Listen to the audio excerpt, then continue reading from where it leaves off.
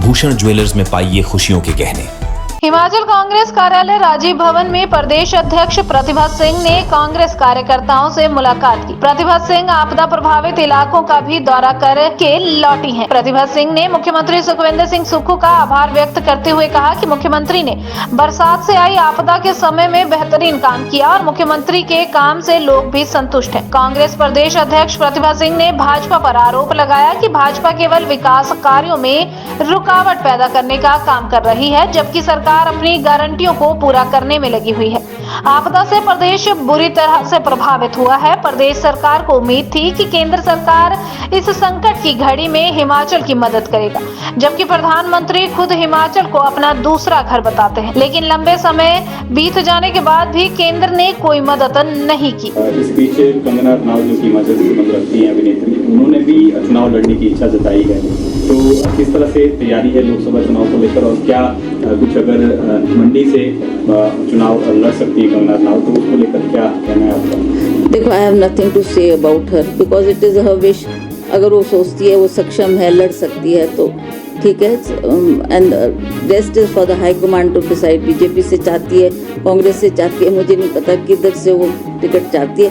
जो भी पार्टी समझे कि वो जीत सकती है तो ये उनका निर्णय है, ये उनका फैसला है, उसे हम भी स्वीकार करेंगे। बाकी क्या कांग्रेस की लोकसभा चुनाव को लेकर हिमाचल? देखिए, ऐसे तो हमारे लोग सभी जानते हैं कि 24 को लोकसभा का चुनाव होने जा रहा है।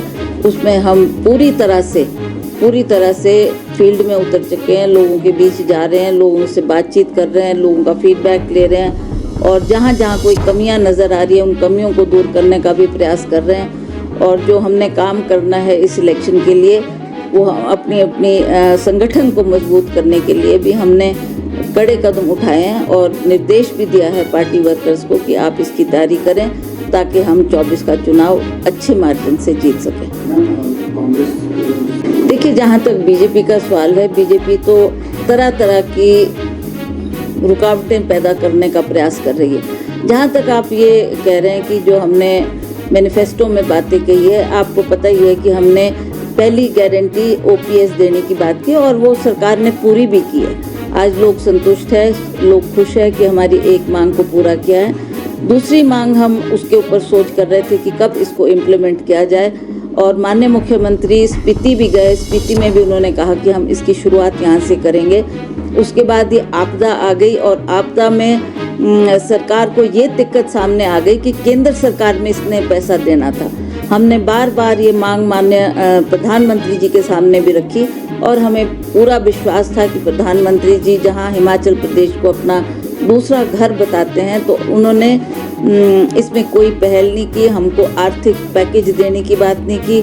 जो नुकसान हिमाचल प्रदेश में हुआ है वो इतना बड़ा था, 12,000 करोड़ का हमने अनुमान लगाया था, तो उसके लिए हमें केंद्र से एक पैसा भी नहीं मिला। मैं आपको बताना चाहती हूँ कि मैं स्वयं भी, मैंने सभी सांसदों को चिट्ठी लिखी, सबसे आग्रह किया कि हम सब इकट्ठे होकर माननीय प्रधानमंत्री जी से मिलते हैं, उनसे बात करते हैं और उनको बताएंगे कि हिमाचल प्रदेश में इतना नुकसान हुआ है, तो आप या तो इसको आपदा स्टेट घोषित करें या आप जल्दी से जल्दी ये धनराशि हमें उपलब्ध कराएं ताकि हम लोगों को राहत दे सकें।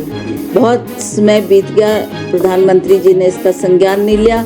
अंततः माननीय मुख्यमंत्री हिमाचल प्रदेश ठाकुर सुखविंदर सिंह सुक्खू जी ने इसमें पहल की और उन्होंने जो ये 4,500 करोड़ की धनराशि देकर लोगों को राहत देने की बात की, इसकी वजह से थोड़ी दूसरी जो हमारी महिलाओं को पैसे देने की बात थी उसमें हमारी थोड़ी देरी हुई, थोड़ा प्रॉब्लम आ गई थी, तो इसलिए हमने इसको कहा है कि हम देंगे और जब हम इस आपदा की स्थिति से निपट जाएंगे तब हम इसकी शुरुआत भी करेंगे। मुख्यमंत्री से ये बात की थी, मुख्यमंत्री जी ने स्वयं ये कहा था कि एक दिन मैं भी दूंगा, उसके बाद सारे मंत्री भी आएंगे।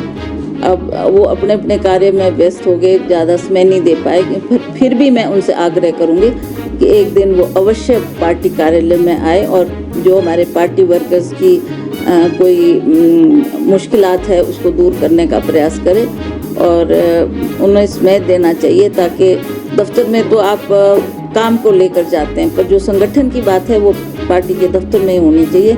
तो मैं दोबारा उनसे अपील करूंगी कि उसमें वो पार्टी को भी दें। मैम, सिटिंग सांसद हैं आप, और क्या अगर हाईकमान आप बुधवार से होती मंडी से इलेक्शन होने के लिए, तो क्या आप लड़ेंगे election? That is for the high command to decide कि मुझे देते हैं, किसको देते हैं। जिसको भी देंगे तो हम पूरा प्रयास करेंगे कि हम पार्टी के कैंडिडेट को अच्छी मार्जिन से जीत हासिल करवाएं। मैम, 5 राज्यों में चुनाव भी हो रहे हैं, कांग्रेस की स्थिति को किस तरीके से? देखिए, जब तक हमारे तक आवाज़ पहुंच रही है, जो हम थोड़े अखबारों के माध्यम से और सोशल मीडिया के माध्यम से देख रहे हैं, हमें लगता है कि लोगों के मन में इस बार बदलाव की लोग बदलाव चाहते हैं, क्योंकि मोदी की सरकार को अब 10 साल लोगों ने देख लिया है। जो उन्होंने वायदे किए थे, ये बात स्पष्ट है कि उन्होंने, जहाँ तक हिमाचल प्रदेश की बात है, उन्होंने यहाँ पर भी आकर मोदी जी ने कहा था कि मैं महंगाई कम करूँगा, मैं रोज़गार दूंगा हमारे नौजवान साथियों को और भ्रष्टाचार हटाऊंगा। तो इस पे कहीं भी वो सफल नहीं हुए हैं, तो इसलिए लोग भी अब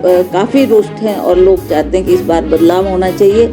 और हमें पूर्ण विश्वास है कि आने वाले जो ये चुनाव है, इसमें अवश्य बदलाव होगा और नया नेतृत्व प्रदेश देश को मिलेगा, ताकि हम अपने विकास के कामों को आगे बढ़ाएं और लोगों की जो चाह है उसको पूरा करें।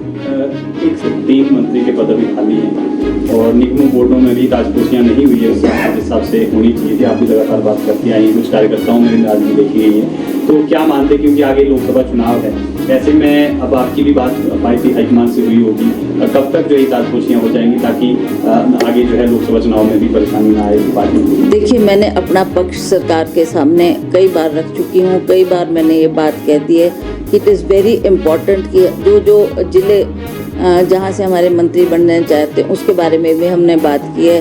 अब that is for the government to decide कि आप कब तक ये निर्णय लेंगे और कब तक ये ताजपोशी करेंगे।